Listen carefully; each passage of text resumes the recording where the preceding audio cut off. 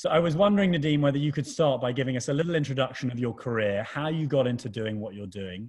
Nadine is, for those who don't know her, is an incredibly successful children's novelist who also illustrates her own books. And what's so great about her books, I think, and I'm sure you can correct me with this, is that you combine some quite difficult content for kids, some quite politically interesting, conflict-based material with children's books. I'd love you give us a little summary of your own, and then I'm sure everyone here will have some questions for you. Yeah, thank you, Henry. So like you mentioned, I am a writer and illustrator for picture books. And I've been doing this for the past 15 years in my life. I'm from Syria, from Damascus, and that explains what you were talking about, the political content or the little bit of a difficult content, because one of my books, it's about the war in Syria. Now, I lived in Damascus, Syria, all my life until the war started, when I had to move to find a safer place. And here I am, here in London, still doing what I'm doing, writing and illustrating picture books, following my passion and enjoying writing in English.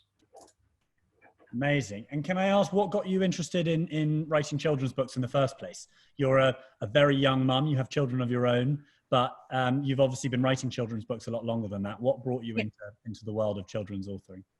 Well, I've always knew that this is what I want to do in my life. So I think the first illustrated book I did, I was 8 years old. I photocopied the story and I decided to sell it in the school. And it was a very bad business. But I never stopped since then. I just knew that this is what I want to do. Now, like I mentioned, I lived in Syria, and Damascus, my city, is the oldest capital in the world. So it's a magical place. It's a place full of history, tales in every corner. Henry, every house is built on layers and layers of civilization. So I find it impossible to live in the city and not to be inspired by its magical architecture. So that's what's really pushed me to write about all of these tales and all of this beauty surrounding me. And you find it all in my books, in my illustration. The culture is really, really present. Hi, Walter. We can see Walter there. He hasn't quite appeared in full view yet, but it sounds like he can hear us. His camera's not working. Okay, great. As you know, Nadine, we're big on mentoring. We believe that everyone kind of deserves the right to mentoring as they grow up. Who have been your mentors, both personal and professional, and how have they shaped your career so far?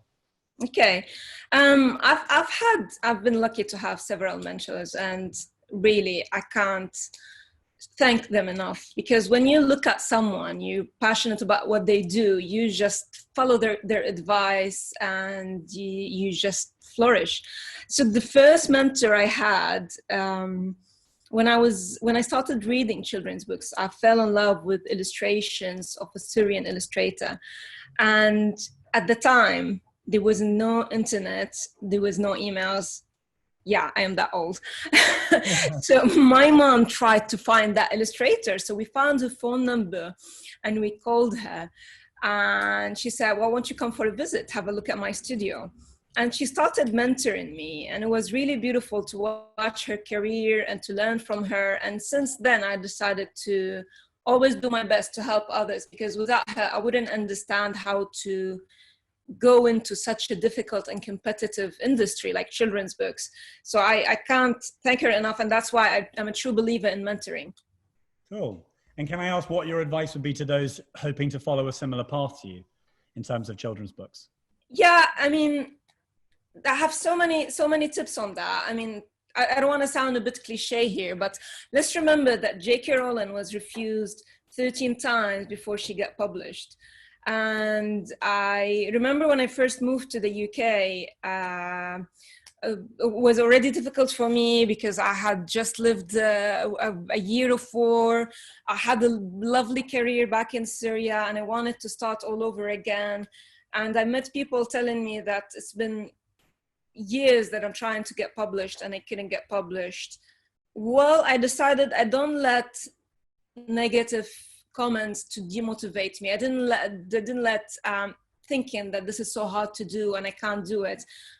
I think if you're passionate enough about something and if you love it enough, you have to just believe that you can do it and keep trying and trying and trying. And from my career and my point of view, is just being true to yourself and believe in yourself. So for example, I am just passionate about our culture. I am passionate about where I come from, and I just love to write about it. And that simply makes me different than other books, and that allow publishers to look, okay, we have 1,000 submissions, but maybe the submission is different and maybe it's worth publishing. And here I am, I got published, and it was a beautiful start. And since then, for example, my book tomorrow, it's about the war. And when I was writing it, I was thinking, this is crazy. You can't, it's just picture book, it's for young kids. And this is such a dark topic. But then the other voice was telling me, this is an important story. Kids go through war, and I need to write this story. It's within me, and I have to tell it. I have to say what other kids are going through. Then I did it, and the book was nominated to the Kate Middle Awards and the most prestigious awards in the UK, only because I truly believe that this story needs to be told, and I didn't let the negative voice suppress my motivation to say this can't be done, this is too difficult. So has that been a really difficult kind of internal battle for you, balancing quite difficult content with your audience? Has that been a struggle as a writer, or something you've really just been forced to embrace and get around? Yeah, I mean, you always ask yourself, I mean, children, do you want to protect them from these stories? Especially we're talking about very young audience. In my case, picture books, we're talking about 4+. Do you want to protect them from this story? Why do you want to expose them to difficult stories such as war and conflict? Or do you want to tell them that, listen, there are other kids are going through this. Maybe you need to read about them. And when I do my author visits, I realize children are not excluded of what's going on around us. They know what's going on. They know there is a war in Syria. They know there are wars. They truly now understand the pandemic probably more than we do. And overprotecting them is not the right thing. Actually, telling them what's going on through a story is the right way to explain those sensitive topics. And how have you also found that transition moving from Syria to London, and I guess a change in your audience as well? Has that been an interesting time, difficult? How have you found it? Well, at the end, I find that when I write, I try not to think of my audience. I try to think this is a story that I want to tell, and I hope everyone will love it, because at the end, children are the same, young people are the same, they are curious about the same thing, they love the same thing. But yeah, sometimes I do kind of keep myself aware that today my audience maybe are English kids who never been to the war, and what do they want to hear about other kids? Where when I go, for example, when I travel to refugee camps and start talking about my work or read my stories, I'm talking about kids who experience really the war, and I want them to tell me about their experience, and maybe I learn from them. Maybe they can teach me something about resilience. I think we need to welcome Walter back, because it's such an unusual thing. Walter, I can't believe it. I've had so many comments on here. We need Walter. Where's Walter? It sounded like Leon all over. Sorry, there's a big storm brewing in Dorset, so the Wi-Fi went down. But I'm back, and sorry to interrupt. Sorry to interrupt. I will. Great. You'll know some of the questions we discussed before I've asked already. We've been through nothing quickfire really, and also nothing, I suppose, about your experience of UK schools and how you found writing, or like an approach to writing here in the UK. Do you think education here is quite well set up for kids who want to become authors, or do you think there are things that could be kind of improved to help children make writing? Yeah, thank you for this question. I'm happy you asked it. So basically, because I've been doing this for a long time, I experienced the children's book industry and literature in the Arab world, and then here in the UK. And I think there is to learn from both worlds. But one of the things that I found it in the UK a little bit surprising, that it's really strict separation and rigidity between picture books and then chapter books, and as if children are not encouraged to look at illustrations when they grow old. And there's like, okay, you're too old now, you have to read only chapter books, and this is what you should read, and I found it a little bit different than, for example, French literature, because I studied French in school as well as in Arabic, where everyone reads picture books, even if you're 14. There are picture books for older kids and there are picture books for younger kids. So there is a little bit of, let's say, the door is more open, where here is a bit more strict. And I hope to find this in literature here. I hope, like, in the bookshops and in the library, you really let kids explore all kind of books and not separated that strictly. Because I truly believe that illustrations are as stimulating as words, and they shouldn't look at as only specific group of children. But to answer your question, in terms of writing, I've been really impressed. I've been really impressed to hear their stories. I've personally learned a lot. One of the schools I visited recently, I told you about that, was Abbott Hill, and wow, the level of writing was beautiful. I was just learning all of these vocabs. They're so rich, and it was beautiful. And you have a young son yourself? Yeah, he's almost 2 now, and the lockdown, let's say, has been interesting.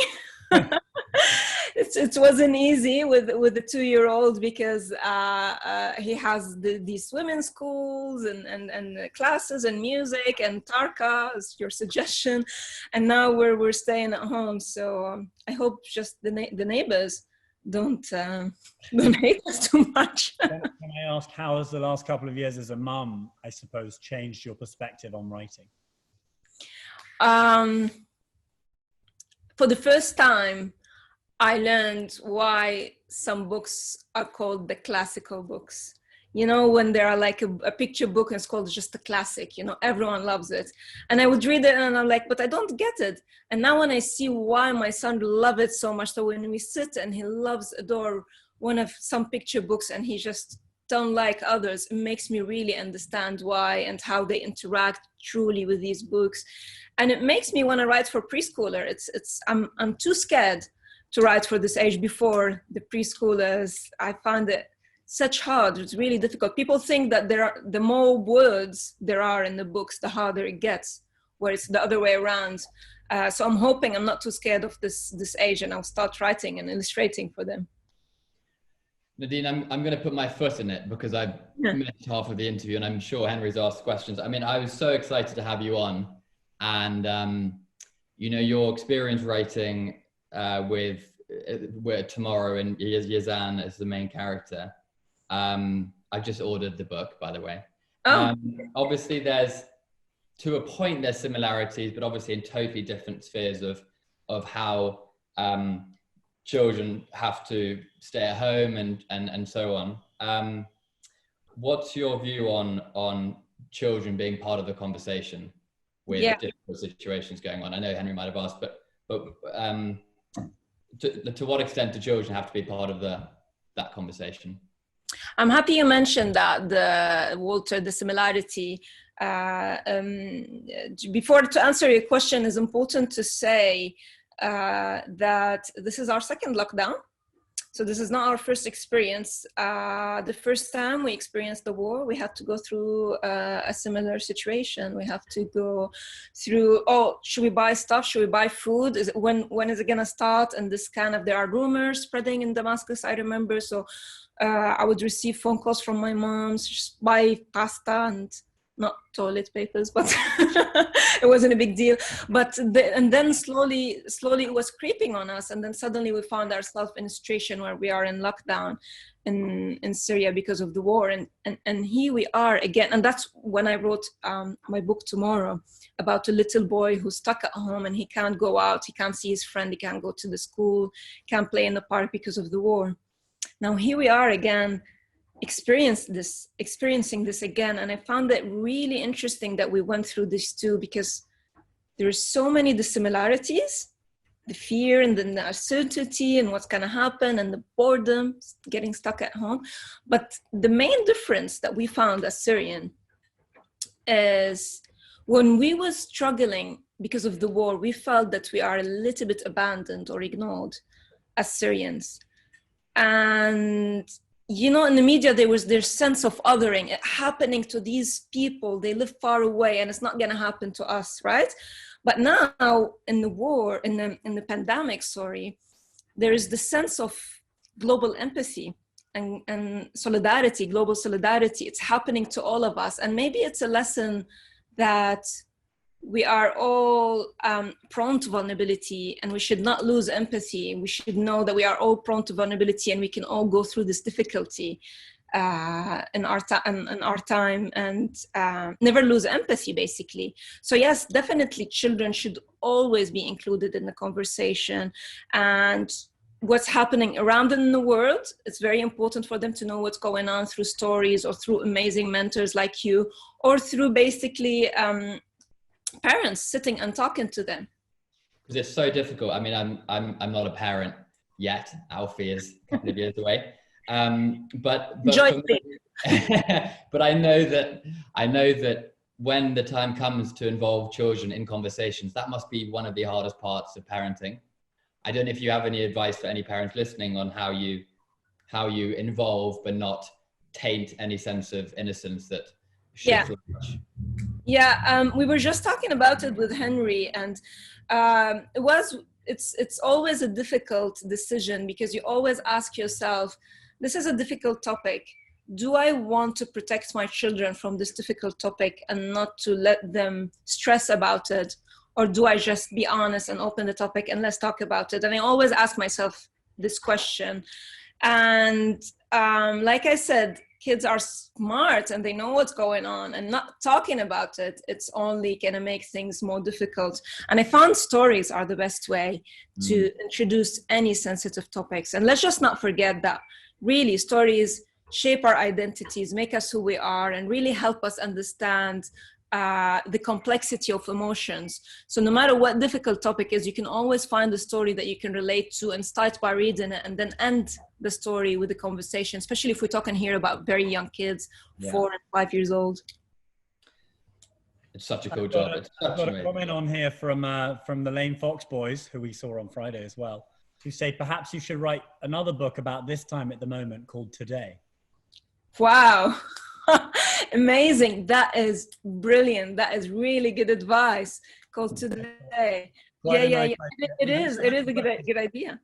From those boys and from others, which is which is your favorite book you've written, and also what would be your favorite book not written by you? Not written by me. Okay. So it's hard to pick which one of my books I like. I like The Jasmine Sneeze, because I have it next to me, because I wrote it with nostalgia. It was my first year in London, and I missed the sun so much. I probably mentioned sun like 10 times. the sun. And it was full of love for my city. So it reminds me of that period. What is my favorite book as a child or now as an adult? I can say both. When I was a child, I read a lot of French books, and Le Petit Prince, I really liked it, The Little Prince. And I liked also another French book called Nicolas et les copains, Nicolas and his friends. So I'm sure they're famous books, they are translated.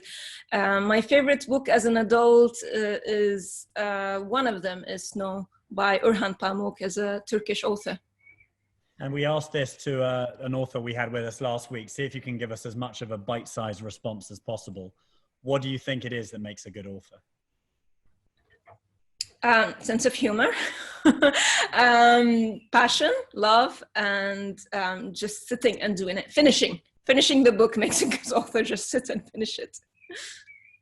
Can I ask my last question, Nadine, and then we're going to have to leave this brilliant conversation to play a game of Biscuit Face. But Syria is a country that is so unknown to my generation and younger. But I know, just talking to my parents, what an amazing place it is still, but what an amazing place it was, and Palmyra and the road to Damascus and so on. For those looking for a kind of history of Syria, are there any books that you would suggest we read? History of Syria. Okay. Yeah. Well, one of my favorite books about Damascus, for example, is called The Hidden Treasure of Damascus, by Brigitte Kinan. She's British, she's English author, and the Hidden Treasure of the Old City. It's a beautiful book, talks about the layers of civilization and this magical city. What's another book about history of Syria? Let me think. Not an easy question because there are so many of them. I like, let's keep it that one because it's gonna take me ages to there's a lot of them in Arabic, but I can't recommend those. Well, you're kind, and I'm sorry I missed half of the interview. We have biscuits at the ready, so everyone at home, can you go there? You've got your biscuits. I've got my ginger nut. You won't be able to see it. It's the wrong way around on my screen, but we have a leaderboard.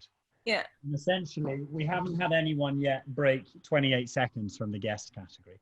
So it's a 30-second game, but if you can crack this in under 28 seconds, you become our guest leader. It's a very simple game. You just have to get your biscuit from your face to your mouth. Okay. Okay. And if you find biscuit on your face this evening, I only apologize. Let's say it's going to be an unfair competition because I didn't find the Oreo, and it's easier with Oreo. I found digestive. They are huge. Crack that one in half. It's too big. We've seen it before. Yeah, that's good. That's a good size. And the idea is Nadine, again, in 10 years time when kids are at university and whatever, they're making friends, maybe the opening line they could say to somebody would be, I beat Nadine Kaadan at Biscuit Face. Okay, maybe the sign will be Nadine Kaadan was the winner of the entire competition. So let's see. Right. I'm putting our timer on. We're ready to go. It's 30 seconds. 3, 2, 1, and we're live. I'm competing as well. We're making it all three of us.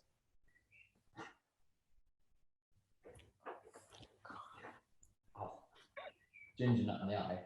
You've got a couple more seconds. You can still go. You've got 15 seconds to go. No. It's almost impossible. It's almost impossible, and we're stopping there. She's done a great effort. She's given it everything. I did it once. I practiced in the morning, by the way. Yeah. You know, you were brave. You went for the full digestive at first, which was... Yeah, I know. I needed Oreo, but when you have a little 2-year-old, it's hard to keep Oreos at home. Well, at least someone out there did it today. We've got Hannah Bassett did it in 27 seconds. We've got Jemima did it also. That came in soon. We've also got a comment from Christopher who says, we love Nicholas, the book. We're big fans of Nicholas. Oh, okay. Oh, my favorite book. Yeah, there you go. So great.